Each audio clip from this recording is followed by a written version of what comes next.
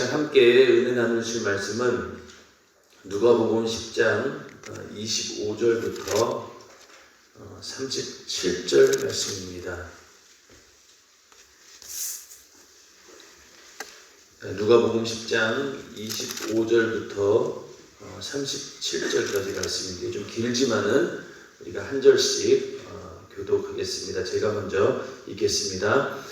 어떤 율법사가 일어나 예수를 시험하여 가로되 선생님 내가 무엇을 하여야 영생을 얻으리이까?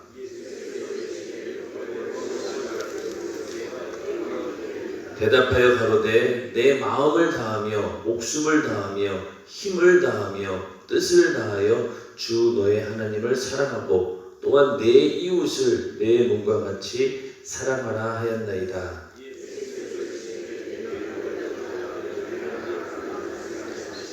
이 사람이 자기를 옳게 보이려고 예수께 여짜오되 그러면 내 이웃이 누구오니까?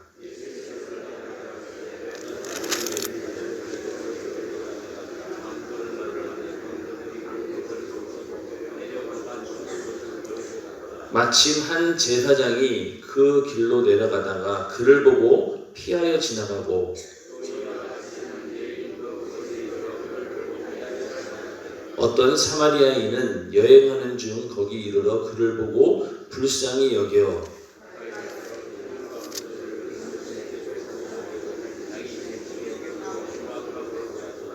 이튿날에 데나리온 둘을 내어 주막 주인에게 주며 가로되 이 사람을 돌보아 주라. 부비가 더 들면 내가 돌아올 때에 갚으리라 하였으니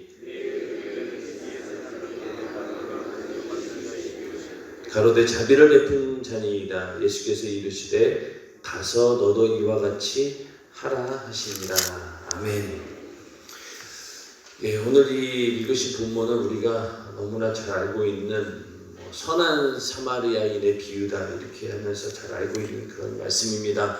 지난번에 말씀드린 것처럼 어떤 율법사가 율법을 잘 아는 또 이 사람들은 율법을 잘 안다라고 하면서도 하나님께서 의도하신 율법의 용도와는 달리 율법을 지킴으로 인해서 의로워진다. 율법을 지킴으로 인해서 영생이 있을 것이고 구원이 있을 것이다 라는 그런 믿음을 가진 자들이었습니다. 그래서 예수를 시험하기 위해서 예수님께서 이 말씀에 대해서 어떻게 나올까 흠을 잡으려고 이제 내가 무엇을 하여야 영생을 얻으리이까 라면서 이렇게 질문을 던집니다. 이것은 정말로 영생을 얻기 위해서 그런 사모하는 마음으로 질문을 던진 것이 아니라 자기는 답을 가지고 있어요.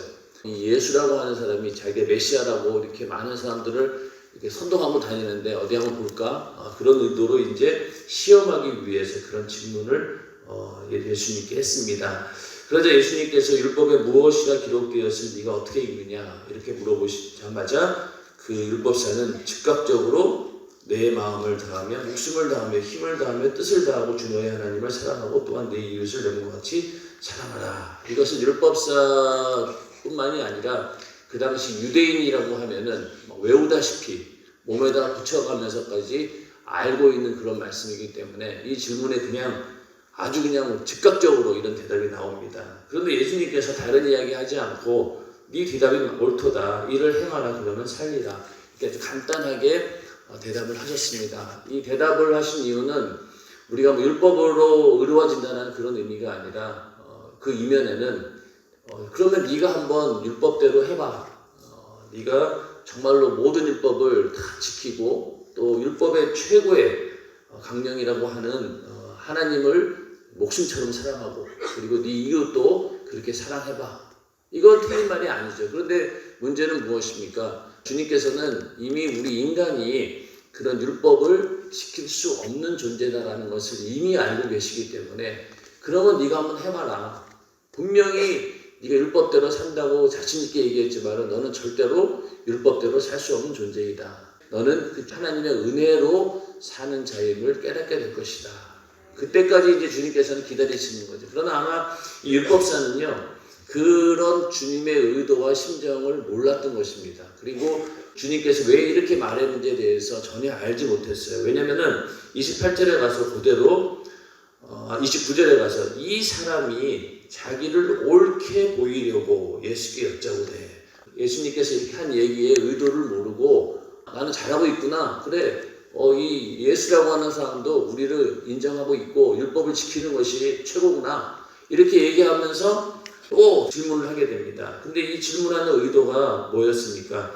자기를 옳게 보이려고 또 질문을 한 거죠. 결국은 이 율법사라고 하는 사람은 율법으로 자기가 의롭다라고 하는 것을 어떻게든 보여주고 싶었던 그런 마음이었습니다. 그래서 이제 옳게 보이려고 예수께 그러면 내 이웃이 누구니까 이렇게 또 질문을 하게 됩니다. 여기서부터 이제 예수님께서 사마리아인의 예를 들으시면서 어떤 유대인이 예루살렘에서 여리고로 내려가다가 강도를 만난 이런 이야기가 쭉 나옵니다.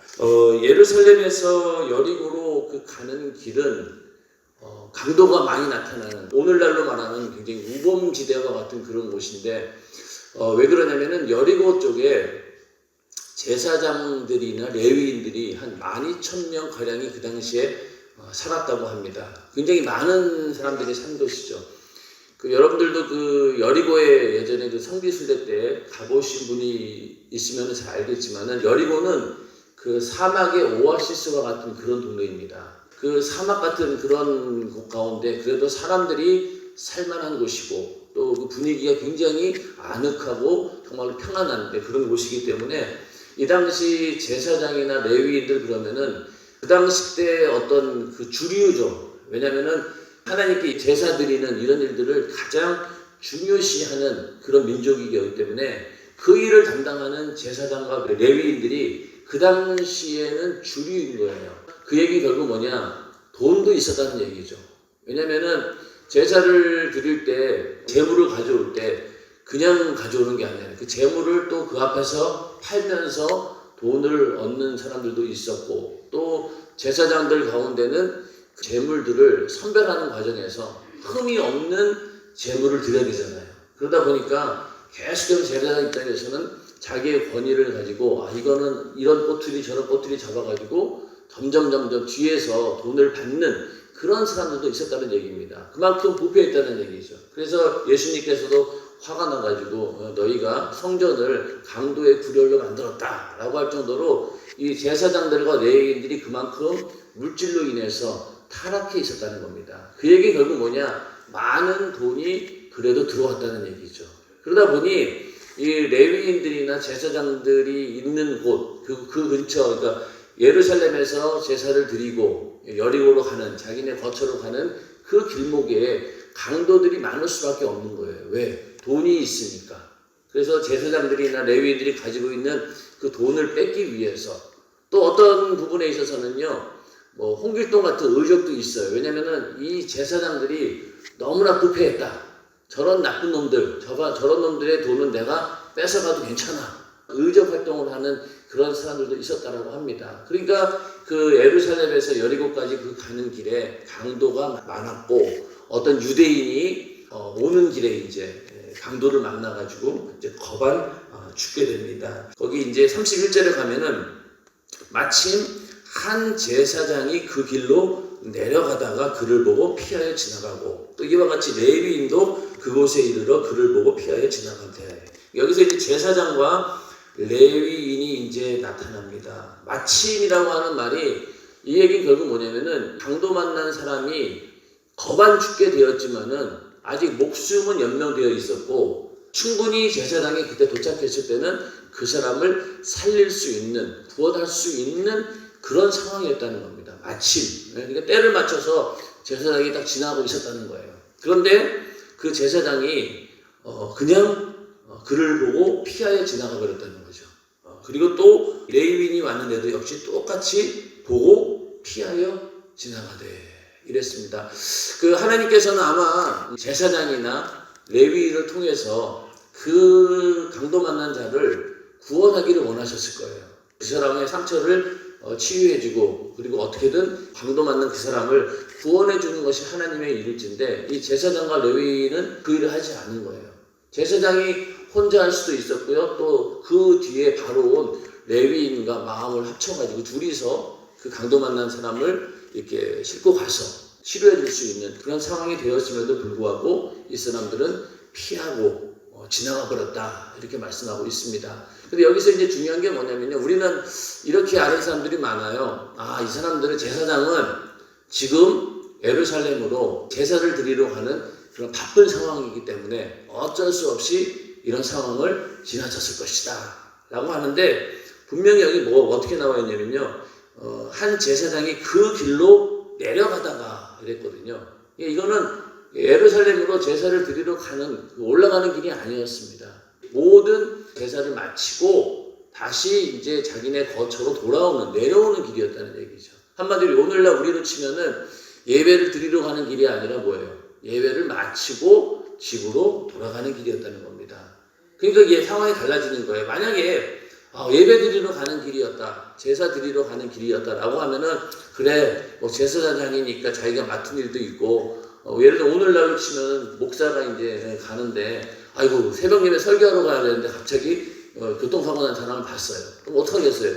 아이고 새벽 예배 설교해야 되는데, 이건 일단은 내가 119 신고만 하고 그냥 가자, 이럴 수 있잖아요.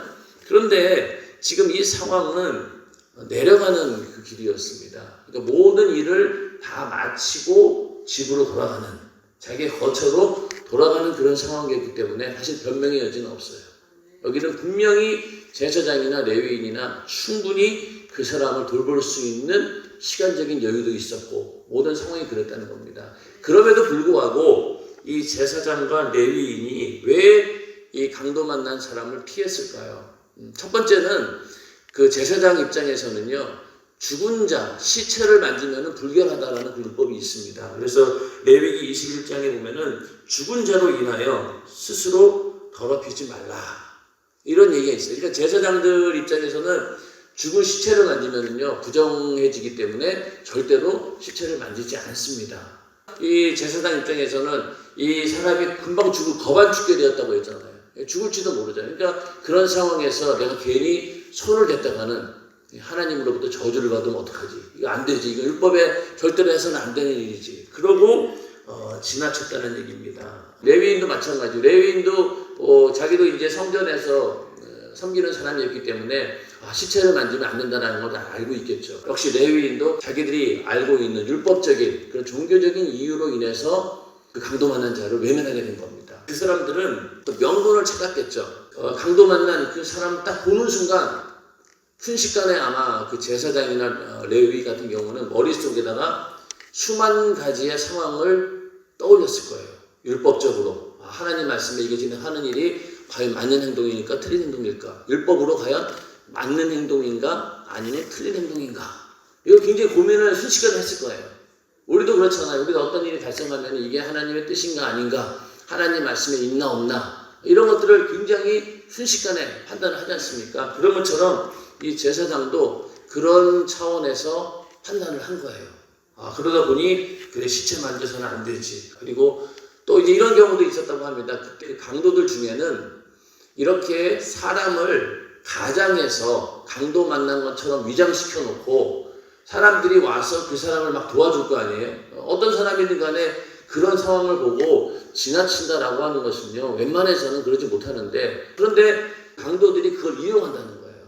일부러 사람이 강도 만난 것처럼 위장을 시켜놓고 사람들이 와서 돌보는 사이에 다시 그 강도가 와가지고 그 돌보는 사람의 돈을 빼앗는 그런 일들도 있었기 때문에 이 제사장이나 레위인도 그런 사실까지도 감안을 했을 거예요. 이거 괜히 이 사람 도와줬다가는 나까지도 이게 손해보겠구나. 잘못하면 나도 강도 만나면 저렇게 죽을 수 있지. 안 돼. 그러고 이제는 피한 거죠. 오늘날도 마찬가지 아닙니까? 오늘날도 교통사고 날 때 어떤 사람들은 그러더라고요. 절대로 가서 손도 대지 마라. 괜히 손댔다가는 나중에 내가 덤태기 쓴다. 그런 얘기 많이 하지 않습니까? 어떤 여자를 구해가지고 인공호흡을 했어요. 구해가서 그거를 성추행이라고 해가지고 고발당하는 그런 일들이 요즘 이 시대에 굉장히 많습니다. 그러다 보니까 괜히 내가 그런 일에 나섰다면 어떻게 됩니까? 오히려 내가 손해를 보는 일들이 더 많다는 얘기죠. 이때도 마찬가지인 거예요. 그러니까 첫 번째는 그 율법적인 그런 이유로 인해서 죽은 시체를 만지면은 절대 안 되지, 이제 그런 마음에서, 또 내가 이 일로 인해서 손해보면 어떡할까, 이제 그런 마음으로 인해서 그 강도 만난 사람을 외면하게 되는 겁니다. 율법적인 이유, 신앙이라고 하는 이유 때문에 이웃을 사랑해야 된다라고 하는 그런 명분을 버리는 그런 경우가 바로 이런 경우입니다. 이 사람은 율법이라고 하는 시체를 만지면 안 된다라고 하는 하나님의 그 말씀을 지키기 위해서 또 다른 율법을 범해버린 것이죠. 내 이웃을 내 몸과 같이 사랑하라고 했잖아요. 만약에 내 친척이나 내 자식이 그 상태에 있다라고 하면은 그냥 지나갔겠습니까? 절대 아니겠죠. 만사 제쳐놓고 그 사람을 어떻게든 구했을 겁니다. 그런데 이 사람은 하나님을 향한 율법을 지킨다는 그런 이유 때문에 더 큰 계명을 어긴 거죠. 내 이웃을 내 몸과 같이 사랑하라고 하는 그 율법은 안중에도 없고 앞에 있는 시체를 만지면 안 된다라고 하는 그런 것만 앞에 내세운 거예요. 그렇게 해서 자기 스스로가 위안을 받았던 것이죠. 그게 주님 보시기에는 잘못되었다는 겁니다. 우리 교회에서도 이런 경우가 있어요. 막 임종 환자들이 있잖아요. 그럼 임종 환자가 있으면은 교구장님들이나 이렇게 보면은 갑자기 예배 중간에 서둘러서 막 나가십니다. 그러면 대부분 보면은 지금 급한 임종 환자가 있는 거예요. 예수 믿고 돌아가셔야 되는데 그렇지 못하고 지금 막 이제 돌아가시는 그런 상황이에요. 그러면 만사 제쳐놓고 하나님께 드리는 예배를 할지라도 일단은 제쳐놓고 가서 그 사람을 영혼을 구원하게 됩니다. 그것이 바로 진정한 이웃 사랑이라는 얘기죠. 만약에 이 제사장 입장에서도 다 율법의 앞에 있는 그런 걸 다 제쳐놓고 이 이웃을 내 몸과 같이 사랑해야 된다라고 하는 그 율법이 우선이었다라고 하면은 절대로 그냥 가지 않았을 겁니다. 그런데 이 사람은 그 앞에 있는 율법적인 이유로 그 명분을 들어서 이웃을 사랑해야 된다는 것을 외면해버린 거죠. 자, 그 성경에 보면은 마가복음 7장 한번 보세요. 10절부터 13절까지 보면은 여기 이제 고르반에 대한 얘기가 나옵니다. 고르반. 제가 한번 읽어보겠습니다. 10절부터. 모세는 내 부모를 공경하라 하고 또 아비나 어미를 회방하는 자는 반드시 죽으리라 하였거늘. 내 부모를 공경하라고 하는 그런 계명이 있습니다. 하였거늘 11절 너희는 가로되 사람이 아비에게나 어미에게나 말하기를 내가 드려 유익하게 할 것이 고르반 곧 하나님께 드림이 되었다고 하기만 하면 그만이라 하고 내 아비나 어미에게 다시 아무 것이라도 하여 드리기를 허하지 아니하여 너희의 전한 유전으로 하나님의 말씀을 폐하며 또 이 같은 일을 많이 행하느니라 이렇게 말씀하고 있습니다. 그러니까 여기서는 뭐냐면은 부모를 공경하라라고 하는 그런 하나님의 말씀이 있음에도 불구하고 그것을 내가 하나님께 부모에게 할 것을 내가 하나님께 드렸으니까 나는 된 거야. 이런 식으로 명분을 찾았다는 거예요. 아까 그 제사장과 똑같은 입장입니다. 그러니까 다른 계명을 율법을 들어서 자기가 해야 될 부모를 공경하라고 하는 그 율법을 외면해 버린 것이죠. 그것도 그 자기들이 만든 어떤 유전, 고르반 이것은 어떤 하나님의 어떤 말씀 가운데 있는 것이 아니라 자기들이 그 말씀을 확대 해석해서 자기들 나름대로의 규칙을 만드는 거예요. 부모를 공경하는 일들을 그 일보다 하나님께 내가 그 모든 일들을 부모를 공경하는 데 써야 될 그런 물질을 하나님께 드렸다라고 하면은 그걸로 그냥 끝난다. 그걸로 그냥 요즘 말하는 퉁친다. 이런 얘기 하잖아요. 그런 것처럼 그렇게 그냥 명분을 삼아버린 거예요. 주님 보시기에는 그것이 외식이고 가증스럽다는 얘기죠. 하나님의 율법을 지키되 이것도 지켜야 되고 저것도 지켜야 되는데 그렇기 때문에 우리 인간은 율법을 다 지키지 못한다는 거예요. 그 율법사가 아무리 율법을 잘 지킨다 할지라도 목숨을 다하여서 주님을 섬기지도 못하고 또 목숨을 다하여서 하나님을 섬기듯 이웃은 더 섬기지 못한다는 얘기죠. 그 이야기를 이 사마리아인의 비유를 통해서 말씀하고 있는 것입니다. 이 부모 공경의 의무를 고르반 이걸로 인해 가지고 그냥 하나님께 드리는 걸로 끝난다라고 해버리고 나서 우리는 거기에 대해서 돌보지 않는 것. 이것은 정말로 죄이고 하나님 보시기엔 이거는 정말로 죄악된 일이죠. 오늘도 우리도 마찬가지입니다. 저도 사실은 예수를 처음 믿고 나서 이런 부분에 대해서 간과를 많이 했는데 너무 하나님과의 관계를 치중하다 보니 이웃을 돌보지 않은 거죠. 그 이웃이라고 하는 것이 먼 이웃이 아니라 가장 가까운 가족들 가운데 제가 예수 믿으라고 하면은 금방 믿는 그런 가족들도 있겠지만은 대부분 가족들이 그렇습니까? 어디? 안 믿잖아요. 특히 부모님들, 형제들, 이런 사람들은 웬만큼 얘기해가지고는 이게 예수 안 믿습니다. 그러다 보니 점점 생활 패턴이 달라지고 그러다 보니 멀어질 수밖에 없는 거죠. 하나님은 열심히 섬기고 있었음에도 불구하고 불신자 부모님들은 돌보지 못하고 또 불신자 형제 자매들은 돌보지 못하고 이러면서 세월이 지나가 버리는 거예요. 그러니까 나중에 가서 부모님이 돌아가실 때 이거 어떡하나 이제 그런 상황이 오겠죠. 그러니까 그 전에 우리는 내가 하나님께 신앙생활 열심히 하고 내가 하나님을 향해서 기도도 열심히 하고 충성도 열심히 하니까 그런 것들이 그냥 하나님도 봐주시겠지라고 하겠지만은 절대 그렇지 않다는 것이 바로 오늘 성경 말씀입니다. 그러니까 네가 하나님을 향한 그 사랑도 표현하되 이웃사랑도 그에 못지않게 너희는 표현을 해야 된다. 그 말씀대로 살아야 된다라고 하는 것이 오늘 읽으신 본문 가운데 나오는 그런 이야기들입니다. 내 마음을 다하며 목숨을 다하며 힘을 다하며 뜻을 다하여 주 너의 하나님을 사랑하고 여기까지는 잘해요 우리가. 우리 오늘날 우리들도 여기 하나님을 향한 관계는 어떻게든 잘해보려고 합니다. 그런데 그 다음에 내 이웃을 주 너의 하나님을 사랑하고 또한 내 이웃을 내 몸과 같이 사랑하라. 여기서는 안 된다 이거죠. 여기 제사장과 레위인들처럼 하나님을 향한 사랑과 뜨거운 열정은 있는데 그에 반해서 이웃을 향한 그런 열정은 없다는 얘기죠. 이 율법사에게 있어서 그가 인정하는 이웃이라고 하면은 그냥 자기 주변에 있는 사람들, 자기가 생각하고 있는 범주 내에 있는 사람들만이 자기 이웃이라고 여겼지 이 강도 만난 자와 같은 그런 사람들은 절대 이웃으로 취급하지 않았다는 얘기입니다. 왜? 그 상황이 율법적으로 시체를 만지면 부정한 것을 만지면 안 된다라고 하는 그런 상황. 이런 여러 가지 그런 어떤 율법적인 이유 때문에 그거 외면해야 된다는 그런 상황. 이게 보니까 은연중에 이 율법사는 자기가 어떤 정한 범위 내에 이유만 있었던 거예요. 강도 만난 자 이런 상황은 자신의 이웃이 아니었던 거죠. 이 율법주의자들, 바리새인과 서기관 같은 사람들은 겉으로 경건의 모양은 있지만은 실제적으로 그 경건의 능력은 없는 거예요. 그 이웃을 보고 그냥 지나칠 수밖에 없다는 얘기죠.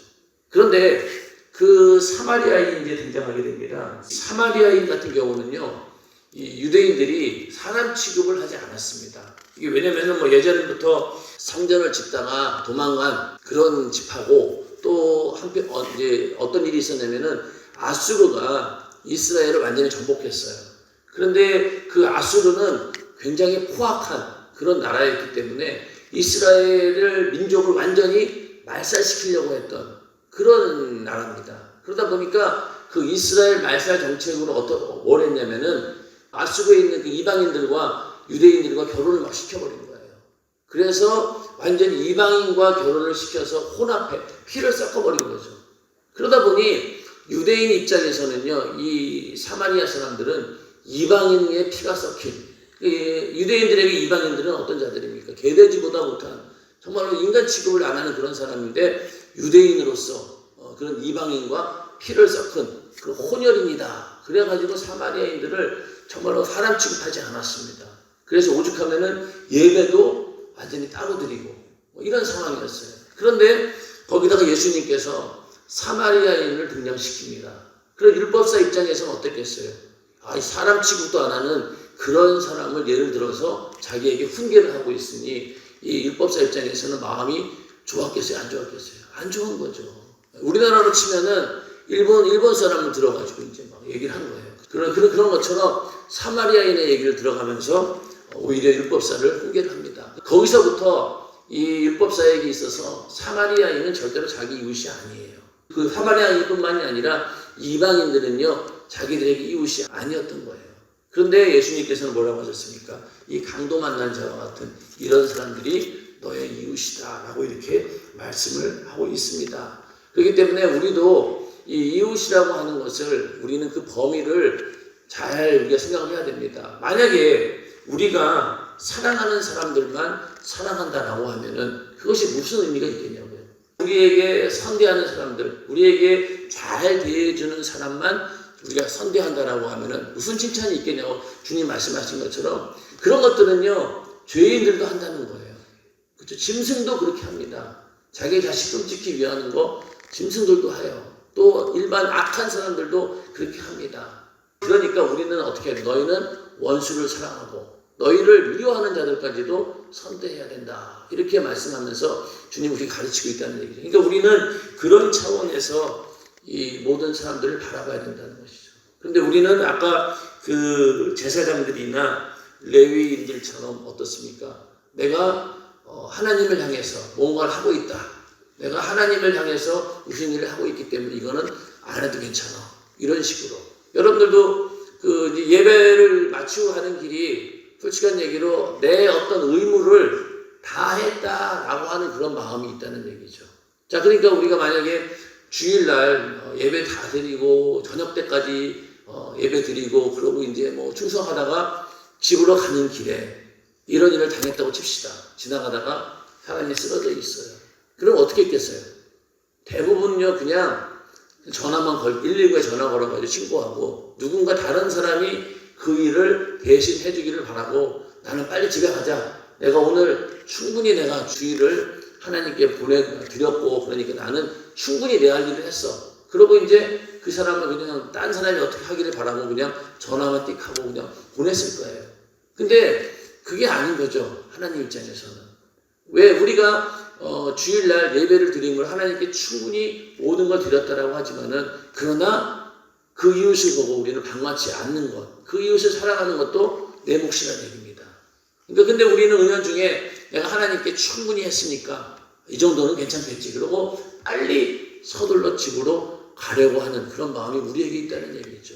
이 제사장과 레위인도 마찬가지로 그런 마음이 있었던 거예요. 이 당시 때는 제사장이라고 그러면은 그냥 하루 이틀 이렇게 제사를 드리는 게 아니라 거의 한 달 정도를 오랜 기간 동안 그 일을 후중을 두는 거예요. 그러니까 거의 한 달 동안 그 일을 하다가 이제 집으로 가는 길이었으니 얼마나 육신이 피곤하고 또 빨리 가서 쉬어야겠다 그런 마음이 있겠어요. 그러다 보니 하나님의 또 다른 계명을 어길 수밖에 없는 그런 상황이 되었다는 겁니다. 그렇기 때문에 우리는 위로는 하나님을 사랑하되 또 아래로는 이웃을 사랑하는 항상 균형 있게 나가줘야 되는데 우리는 그게 잘 안 되죠. 하나님을 향한 그런 수직적인 관계는 잘 하지만은 그 이후로 이웃을 사랑하는 일에는 굉장히 인색합니다. 어떤 사람들은 그냥 자기 혼자만 신앙생활 하는 것이 그것이 그냥 다 하는 거예요. 자기 혼자 기도하고 예배하고 뭐 자기 혼자 하는 것만 그것만으로 그냥 만족하려고 하지 그 이상은 거들떠보지도 않습니다. 그러다 보니 어떤 사람들은 교회에 다니는 목적이 와서 말씀만 듣는 것으로 끝나는 사람들이 있잖아요. 그런 사람들은 교회에 소속되지 않습니다. 이 교회 저 교회에 다니면서 말씀만 들어요. 그러고 자기는 신앙생활 잘하고 있다라고 하지만 절대 그렇지 않죠.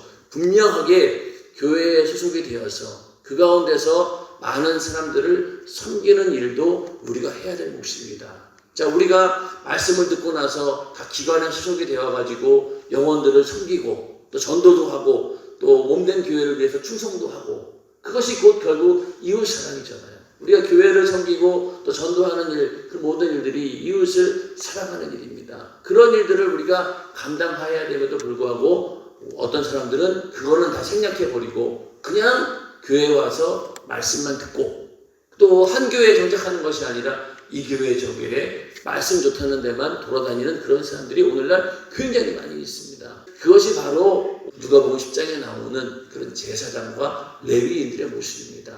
우리는 절대로 그런 모습이 아니라 이 사마리아인처럼 이웃을 향한 긍휼히 여기는 마음, 불쌍히 여기는 마음이 가장 중요합니다. 그러니까 이 레위인과 제사장과 이 사마리아인의 차이점은 뭐냐? 바로 그 사람을 불쌍히 여겼다는 것이죠. 불쌍히 여겼다고 하는 것은요, 성경에 하나님의 성품 가운데 긍휼히 여기신다, 자비를 베푼다, 또 인애를 베푸신다 이런 얘기입니다. 만약에 하나님께서 우리를 구원하실 때 우리를 왜 구원해 주셨겠어요? 뭐가 잘나서? 마귀에게 속아가지고 죄를 지은, 그래서 지옥 갈 수밖에 없는 그런 존재인데 하나님께서는 왜 우리를 구원해 주셨을까요? 이유는 단 한 가지밖에 없습니다. 우리를 긍휼히 여기셨기 때문에. 우리에게 인애를 베푸시고 자비를 베푸시고 우리를 불쌍히 여기시고 살려주셔야겠다라는 그런 마음이 있었기 때문에 하나님께서 우리를 구원해 주신 거예요. 만약에 우리에게 그런 하나님의 긍휼하심이 없었다라고 하면요, 우리를 구원하실 이유가 없죠. 그런데 하나님의 그 사랑 가운데 긍휼히 여기시고 불쌍히 여기시고 또 살려내야 되겠다고 하는 그런 열정이 있었기 때문에 우리를 구원해 주신 겁니다. 그러니까 주님께서도 여러 성경에 계속 보면은 그 밥을 굶어가지고 굶주린 사람들, 또 병든 사람들, 또 귀신 들린 사람들, 또 과부, 또 그렇죠? 그리고 또 돌아온 탕자 이런 데 전부 다 긍휼히 여기셨다, 불쌍히 여겼다, 민망히 여겼다 그런 말씀들을 계속 하는 이유는 바로 그런 성품이 하나님께 있었다는 얘기입니다. 그렇기 때문에 우리도 이 선한 사마리아인처럼 불쌍히 여기는 그런 마음이 바로 이웃사랑의 시작입니다. 그런 마음조차 없다라고 하면은 우리는 정말 완악한 자들인 것이죠. 그렇기 때문에 우리 안에 그 강도 만난 사람을 향한 그 불쌍히 여기는, 긍휼히 여기는 그런 마음이 있어야 될 줄로 믿습니다. 우리 안에 주님과 똑같은 영혼을 사랑하는 마음, 그 영혼을 긍휼히 여기는 그런 자비의 마음이 우리 안에 있기를 주님의 이름으로 축원합니다. 이 시간 기도하실 때 주님 내 안에 주님을 사랑하는 것처럼 이웃을 사랑할 수 있는 그런 믿음을 우리에게 허락해 주시고 또 죽어가는 자들 예수 안 믿어서 영원한 지옥으로 떨어져 가는 그런 자들을 보고 불쌍히 여기고 긍휼히 여길 수 있는 믿음을 나에게 허락해 주시옵소서라고 이 시간에 기도하시고 여러분들이 가지고 있는 여러 가지 문제들을 위해서 이 시간 기도하고 또 특별히 담임 목사님의 영육간의 강건함을 위해서도 이 시간 함께 기도하겠습니다. 주여 삼창하시고 기도하겠습니다. 주여! 주여! 주여!